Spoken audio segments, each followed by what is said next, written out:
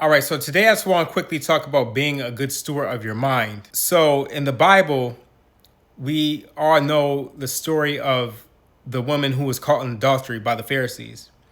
So when they caught her, what the Pharisees did is that they took her to Jesus and was pretty much, airing out all her business. Like, hey, God, look at here.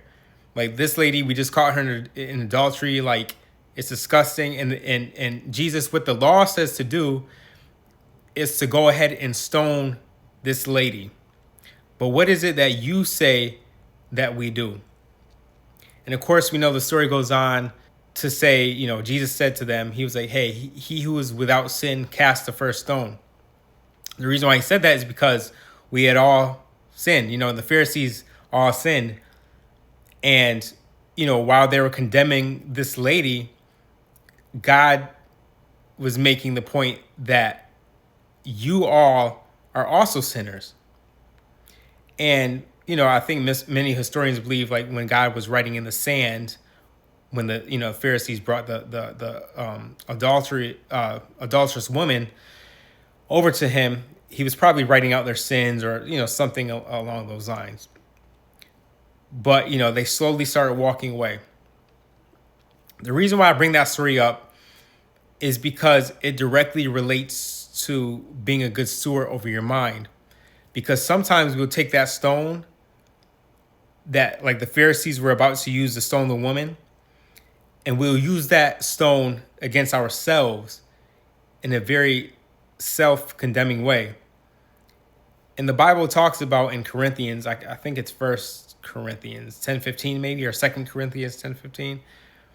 But, it talks about stewarding your mind in a sense, right? If we use it in this context.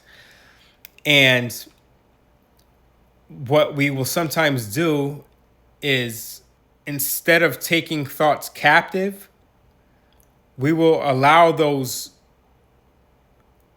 thoughts and those lies to occupy our mind in this self-condemning way.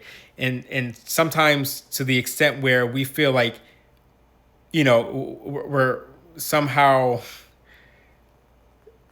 appeasing to God in some type of way. Because it's like, oh, God, like, you can never show me grace or mercy. But the beauty of it all, again, if we continue in that story with the adulterous women and the Pharisees, God showed nothing but grace. And after he, wrote the sins or whatever he did in the sand, and all the Pharisees walked away, he reminded the woman, he reminded us that his grace is good. His grace is sufficient.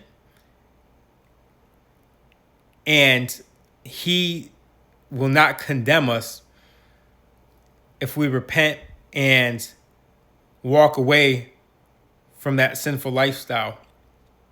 So I just want to say right now, if you're self-condemning, if you're being hard on yourself and thinking like it somehow makes you more worthy or something crazy, because I used to think that way, you're absolutely wrong.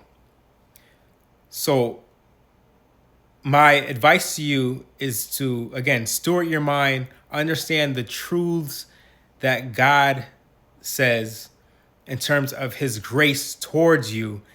Understand your identity in Jesus Christ, and drop your stone. Drop your stone, walk away from your sin. God's grace is sufficient.